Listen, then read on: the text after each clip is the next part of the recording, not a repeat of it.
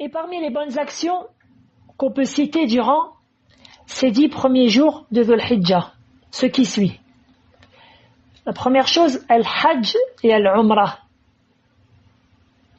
La Umrah qu'on peut effectuer durant toute l'année, tandis que le Hajj qui ne peut s'effectuer que durant cette période de l'année. Le prophète sallallahu alayhi wa sallam dit Al-Hajj Arafah. Le Hajj c'est Arafah, c'est-à-dire le fait de rester sur Arafah, le jour de Arafah qui se prend, le jour qu'on appelle le jour de Arafah, qui est le 9e de Dhul Hijjah. Et les savants ont pris de ce hadith que ceci est le plus important pilier du Hajj. Et donc le Hajj ne peut avoir lieu que durant cette période. Le Hajj qui se prolonge ensuite jusqu'au 12e ou 13e jour de Dhul Hijjah.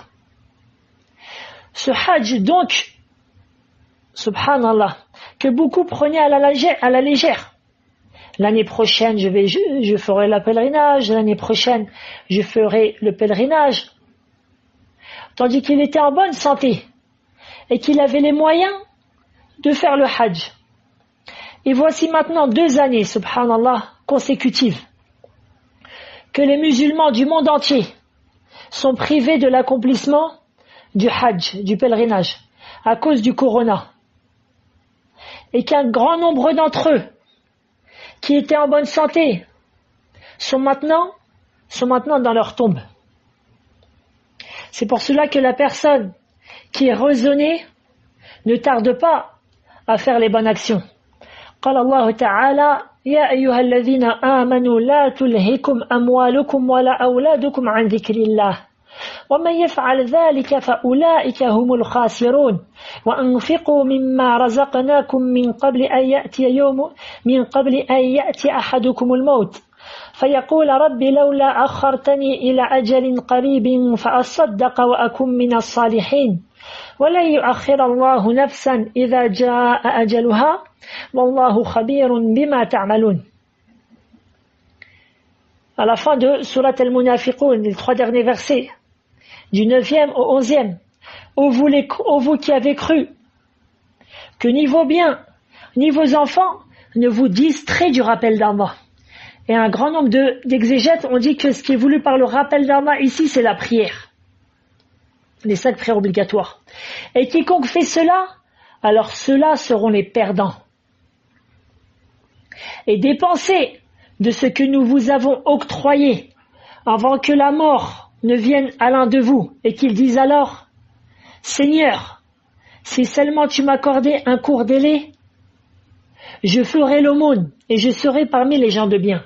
Certains exégètes ont dit je ferai l'aumône, c'est-à-dire que je donnerai la zakat obligatoire et serai parmi les gens de bien. Certains ont dit et je serai parmi les gens de bien, c'est-à-dire et j'accomplirai le pèlerinage. Ensuite Allah Ta'ala dit Allah cependant n'accorde pas de délai à une âme dont le terme est arrivé et Allah est parfaitement connaisseur de ce que vous faites. Et c'est pour ça donc que la personne qui a la capacité de faire le Hajj, alors il se précipite vers cette énorme bonne action afin qu'il ne lui arrive pas la mort et qu'il soit du nombre de ceux qui regrettent. وَالسَّعِيدُ مَنْ وَعِظَ بِغَيْرِهِ. Et le bienheureux, c'est celui qui a été exhorté par autre que lui. Tandis que les mérites du Hajj sont immenses. Les mérites du Hajj sont immenses. Comme a rapporté le Bukhari et Muslim عن أبي هريرة رضي الله عنه قال سمعت رسول الله صلى الله عليه وسلم يقول من حج فلم يرفث ولم يفسق رجع كيوم ولدته أمه. Donc d'après Abi Huraira, le prophète sallallahu alayhi wa sallam a dit quiconque accomplit le pèlerinage sans tenir de propos grossiers, lam yarfuth. Certains savants ont dit aussi que ça entre dedans aussi il a délaissé, c'est-à-dire les paroles qui sont d'ordre de préliminaire, les paroles qui sont douces que l'homme dit à sa femme avant le rapport charnel. Donc ceci est strictement interdit durant le Hajj. Donc je reviens au hadith. quiconque accomplit le pèlerinage sans tenir de propos grossiers et sans commettre de perversie reviendra comme le jour où sa mère l'a enfanté. وجاء في الصحيحين كذلك عن أبي هريرة رضي الله عنه أن رسول الله صلى الله عليه وسلم قال العمرة إلى العمرة كفارة لما بينهما والحج المبرور وليس له جزاء إلا الجنة. Dans le recueil authentique aussi, le prophète sallallahu alayhi wa sallam dit l'accomplissement du petit pèlerinage efface les péchés accomplis jusqu'à le petit pèlerinage suivant. C'est-à-dire qu'Allah Ta'ala pardonne tous les péchés commis entre les deux petits pèlerinages. Wal hajjul mabrour, le grand pèlerinage, c'est-à-dire mabrour, c'est-à-dire qu'on peut dire le pèlerinage vertueux, le pèlerinage qui est exempt de tout péché, n'a d'autre récompense que le paradis. Nas'alallah min fadlih. Parmi les actions fortement conseillées durant ces 10 premiers jours de Dhul Hijjah al-Adahi, à savoir le sacrifice.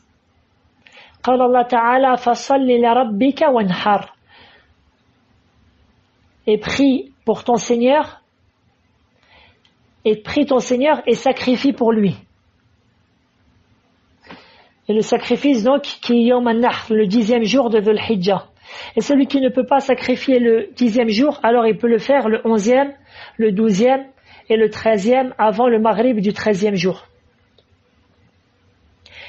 Et il est permis aussi de charger quelqu'un pour qu'il sacrifie pour toi à l'étranger, si tu ne peux pas le faire en France.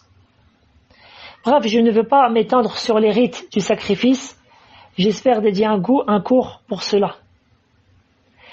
Parmi les actes qui sont grandement recommandés durant ces 10 premiers jours de Dhul Hijjah, le fait de beaucoup lire le Coran al-Karim et de faire beaucoup de dhikr, c'est-à-dire d'évocation. Surtout le fait de dire Alhamdulillah, La ilaha illallah et Allahu Akbar. Comme l'a rapporté l'imam At-Tirmidhi, rahimahullah, عن ابن عمر رضي الله عنهما قال رسول الله صلى الله عليه وسلم ما من أيام أعظم عند الله ولا أحب إليه العمل فيهن من هذه الأيام العشر فأكثروا فيهن من التهليل والتكبير والتحميد. Donc, d'après Ibn Omar, le messager d'Allah sallallahu alayhi wa sallam a dit, il n'y a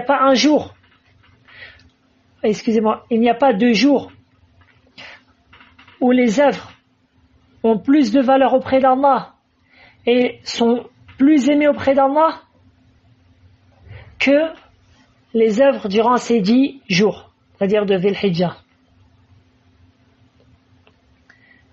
Dites donc beaucoup La ilaha illallah, tahlil, c'est-à-dire La ilaha illallah, et Allahu Akbar, et At-Tahmid, c'est-à-dire et Alhamdulillah. Donc, ce sont des actes fortement recommandés durant ces 10 premiers jours.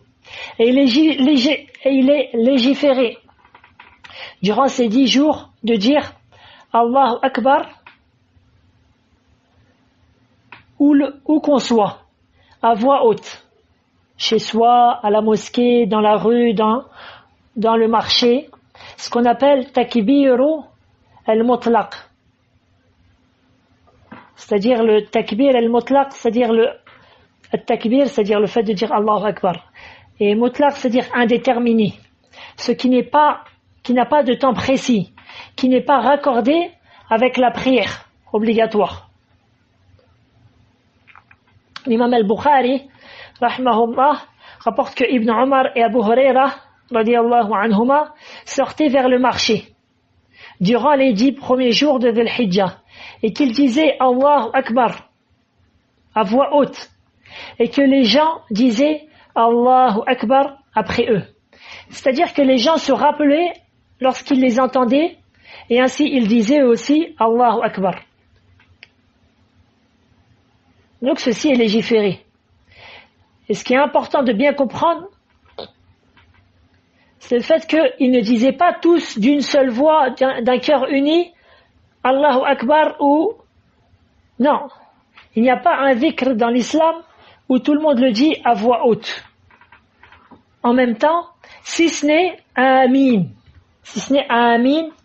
les prières derrière l'imam.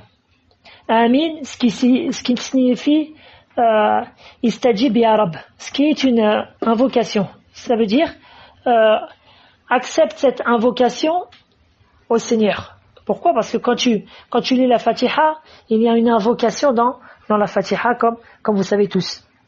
Mais le fait de dire Allahu Akbar ou la Talbiya ou un autre dhikr tous ensemble d'un cœur, c'est-à-dire d'une seule voix, alors ceci est une innovation. Ensuite, moi je vous dis que c'est légiféré, moi je vous explique les choses comme elles sont, c'est-à-dire comme elles sont venues des compagnons. Mais toi, si tu vis en France, tu rentres dans le supermarché, tu commences à dire Allahu Akbar à voix haute, c'est-à-dire j'ai peur que la police elle va venir te prendre, ils vont te prendre pour un terroriste ou je ne sais quoi. Allahu musta'an. De sorte que même, tu vois, petite parenthèse, que même beaucoup de musulmans, eux-mêmes ont peur de nos jours des gens qui laissent apparaître de par leur barbe ou de par leur qamis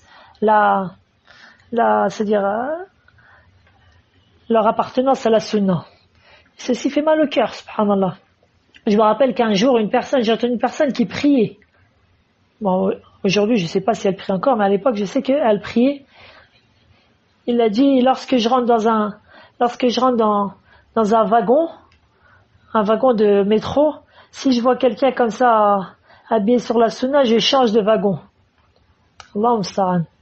Tu vois à quel point les médias, ils ont fait un lavage de cerveau aux gens, au point où les gens qui laissent paraître le bien, on les prend pour des terroristes, alors que les gens de la sunna, par la grâce d'Allah, se désavouent du terrorisme. Bref, ceci est le takbir al-mutlaq. Ensuite, vient le takbir al-muqayyad. C'est-à-dire takbir al-muqayyad, c'est-à-dire le dire Allahu Akbar qui est déterminé. C'est-à-dire qui est déterminé par un temps précis. À savoir qu'il se trouve après chaque prière obligatoire. Et ceci ne commence pas maintenant. Ceci commence après la prière de Subh du jour de Arafat, le 9e jour de Dhul Hijjah. Et ainsi, il se continue après chaque prière obligatoire. Tu dis Allahu Akbar à voix haute. Jusqu'à Al-Asr du 13e jour de Dhul Hijjah. C'est le dernier jour où, après l'Asr, tu dis Allahu Akbar à voix haute. Ensuite, cette sunna-là se termine.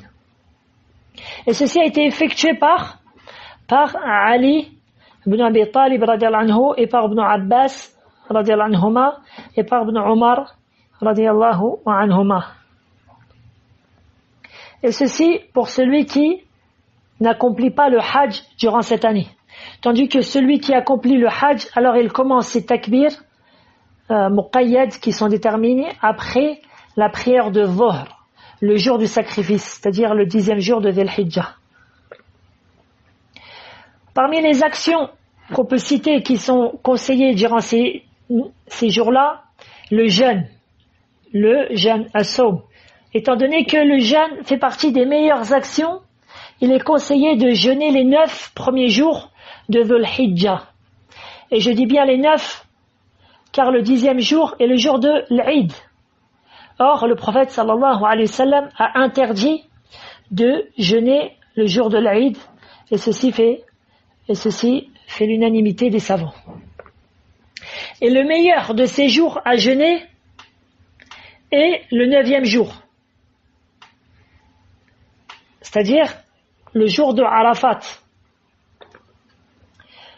le jour de Arafat, qui a une immense récompense. Le fait de le jeûner a une immense récompense.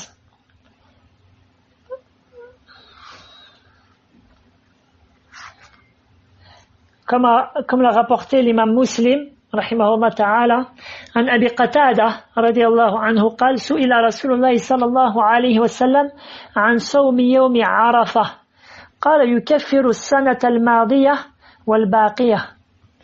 D'après l'imam Muslim rapporte d'après Abi Qatada que le messager d'Allah sallallahu alayhi wa sallam a été interrogé au sujet du jeûne de Arafah. Il répondit: jeûner ce jour expie les péchés commis l'année passée et l'année, c'est-à-dire wal baqiya, c'est-à-dire et l'année, Allahu a'lam comment traduire, l'année al-madiya, c'est-à-dire c'est l'année écoulée, wal baqiya, c'est-à-dire c'est soit l'année qui vient ou soit l'année en cours. Allahu a'lam. Mais en tout cas, ça fait expier les péchés de 2 années. Bifadlillah tabarak wa ta'ala, par la grâce d'Allah tabarak wa ta'ala. Et ceci est une sunna de le jeûner. Si ce n'est pour celui qui est au pèlerinage. Celui qui accomplit le pèlerinage, alors la sunna c'est ne pas le jeûner, car le prophète sallallahu alayhi wa sallam ne l'a pas jeûné dans son hajjat al-wada', dans le pèlerinage d'adieu. Cela, c'est-à-dire le fait que c'est-à-dire celui qui ne fait pas le pèlerinage jeûne ce jour-là et accomplit ces bonnes actions-là, afin que celui qui accomplit le hajj et celui qui ne l'accomplit pas durant cette année soient associés dans le bien et les bonnes œuvres. Par la grâce d'Allah, tous ont une part des bonnes œuvres, que ce soit ceux qui font le hajj ou ceux qui ne le font pas. Alors chacun peut œuvrer dans le bien et avoir une part de bonnes œuvres. Telle est la grâce d'Allah tabarak wa ta'ala à cette communauté. Nahmaduhu ta'ala. Et les pieux prédécesseurs accentuaient leur effort dans le bien durant cette période. كما قال الحافظ أبو عثمان النهدي رحمه الله. Abu Uthman al-Nahdi, celui qui est mort à la fin du 1er siècle de l'Hégire. Il a une belle parole. Il dit que les pieux prédécesseurs, je vais lire en arabe en premier. كانوا يعظمون 13 العشر الأخير من رمضان والعشر الأول من ذي الحجة والعشر الأول من المحرم. C'est-à-dire, il dit les prédécesseurs, c'est-à-dire كانوا, ce qu'il entend par là كانوا, c'est-à-dire les compagnons et les tabi'in, les successeurs. يعظمون 13. Il donnait une immense importance à 3 fois 10. À 3 fois 10. Les 10 derniers jours de Ramadan, les 10 premiers jours de Dhul Hijjah, ce dont on parle aujourd'hui, et les 10 premiers jours de Muharram. Muharram, c'est le mois qui vient après. C'est-à-dire le mois qui vient après le Dhul Hijjah. Comme je l'ai cité au début du cours. Et parmi les exemples de ceux qui faisaient beaucoup d'efforts durant ces mois-là, l'exemple de Sa'id ibn Jubayr, rahimahullah ta'ala, qui est un des illustres successeurs. قيل فيه إذا دخلت العشر اجتهد اجتهادا حتى ما يكاد يقدر عليه. Comme l'a rapporté Ad-Darimi, selon une bonne chaîne de transmission. Lorsque les 10 premiers jours de Dhul Hijjah entraient, il faisait un effort immense dans les bonnes actions, au point où qu'il s'en faisait peu que son corps ne supportait même pas. c'est-à-dire que son corps ne supportait même pas, c'est-à-dire l'allure de ses adorations et le grand nombre de ses adorations. وروي عنه أنه قال لا تطفئوا سروجكم ليالي العشر. Il est rapporté de lui qu'il disait: n'éteignez pas vos lampes les 10 nuits, les 10 nuits, c'est-à-dire les 10 nuits de ces 10 de Dhul Hijjah. Et ce qui est voulu par n'éteignez pas vos lampes, c'est-à-dire rester éveillé à lire le Coran et à prier et à invoquer Allah tabaraka wa ta'ala. Et enfin, une dernière chose pour finir, j'aimerais citer une chose qui est importante, à savoir ce qu'a rapporté l'imam Muslim عن سلمة رضي الله عنها أن النبي صلى الله عليه وسلم قال: إذا رأيتم هلال ذي الحجة وأراد أحدكم أن يضحي فليمسك عن شعره وأظفاره حتى يضحي، وفي رواية فلا يمس من شعره وبشرته شيئا. Donc, d'après Salama, le prophète sallallahu alayhi wa sallam a dit: lorsque vous voyez la nouvelle lune de Dhul Hijjah, tandis que l'un d'entre vous désire sacrifier, c'est-à-dire avoir sacrifié les jours de sacrifice que j'ai précités, alors qu'il ne coupe aucun de ses poils et qu'il ne prenne aucun de ses ongles jusqu'au moment où il sacrifie. Et dans une version, qu'il ne prenne aucun de ses poils et aucun de sa peau, et rien de sa peau. C'est-à-dire qu'il ne touche ni à ses poils ni à sa peau. Pourquoi? Parce que des fois, t'as un peu de peau morte, tu ne dois pas l'arracher. Tant que cela n'était pas, c'est-à-dire pénible à un point majeur. Donc, celui qui a l'intention, ce hadith montre que celui qui a l'intention de sacrifier, que ce soit par sa main, ou même s'il donne l'argent au pays pour qu'on sacrifie pour lui, alors, celui qui a l'intention de sacrifier, il ne doit ni couper ses ongles, ni enlever les poils, un quelconque poil de son corps, ni, c'est-à-dire un quelconque de ses cheveux, il ne doit pas se couper les cheveux, il ne doit pas couper de sa peau. Et ça, c'est juste pour celui qui sacrifie. Même si lui, par exemple, il sacrifie pour lui, pour sa femme, pour ses enfants, non. Seule la personne qui est concernée par ce hadith, c'est le père de famille. Le père de famille. Et donc, celui qui a l'intention, moi, le conseil que les savants y donnent, c'est que tout simplement, par exemple, si demain à partir du Maghrib, on rentre dans les 10 dernières nuits, dans les 10 jours de Dhul Hijjah, alors toi, tu te coupes les ongles, si t'as beaucoup, tu te tailles la moustache, tu t'enlèves les poils, tu peux t'enlever les poils, c'est-à-dire en dessous des bras, etc., afin que tu n'aies pas besoin de faire cela jusqu'au moment où tu sacrifies. Voilà ce qui m'a été permis de dire d'une manière brève.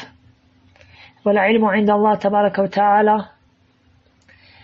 نسأل الله العظيم رب العرش العظيم أن يوفقنا للاجتهاد في هذه العشر وأن يكثر من أعمالنا الصالحة وأن يوفقنا للابتعاد عن المحرمات والمكروهات إنه سبحانه وتعالى ولي ذلك والقادر عليه.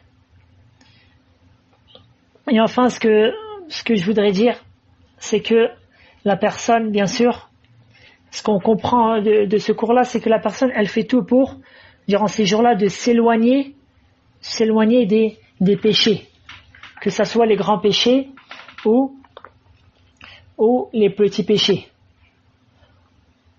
Et par la grâce d'Allah, Allah Ta'ala ne multiplie pas les mauvaises actions.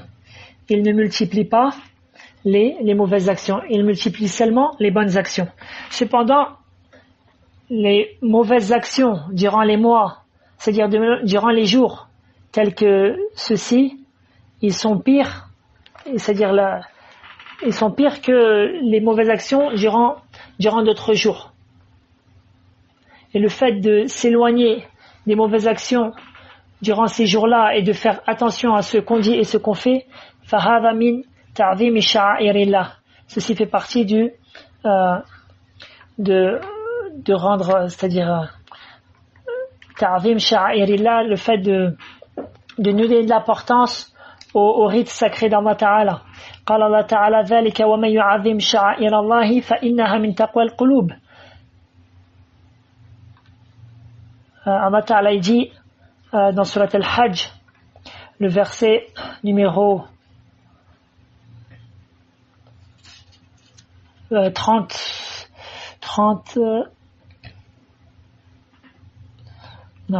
32. Le verset numéro 32. Et quiconque exalte les injonctions sacrées, c'est-à-dire les rites sacrés d'Allah, cela s'inspire en effet de la piété des cœurs. Ceci prouve que la personne, elle a une piété dans son cœur. Allah Ta'ala dit aussi, وَمَن يُعَظِّمْ حُرُمَاتِ اللَّهِ فَهُوَ خَيْرٌ لَهُ عِندَ رَبِّهِ. Le verset 30 de la même sourate. Et quiconque prend haute considération les limites sacrées d'Allah, cela lui sera meilleur auprès de son Seigneur. Cela lui sera meilleur auprès de son Seigneur.